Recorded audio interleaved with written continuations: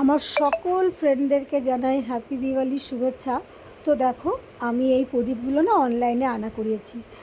তো আজই দিওয়ালি আর আজ সকালেই প্রদীপগুলো এসছে। আমি এখন সেগুলো তোমাদের সামনে একটু জ্বালিয়ে দেখাচ্ছি। অনেকেই আমি জানি এই প্রদীপগুলোর সাথে পরিচিত, কারণ এটা আগামী বছরও বেরিয়েছিল, আগামী বছরই মনে হয় বেরিয়েছে। যাই হোক, আমি তখনও দেখেছি, তখন কিনিনি। তো এইবার আমি এমন এক জায়গায় রয়েছে না, প্রদীপ এখানে মাটির প্রদীপ পাওয়াই যাচ্ছে না। তো আমি এই ওয়াটার দিয়াটা কিনে নিয়েছি। আর দেখো, তেল ছাড়াই কেমন জল দেওয়ার সাথে সাথে প্রদীপগুলো জ্বলে উঠছে।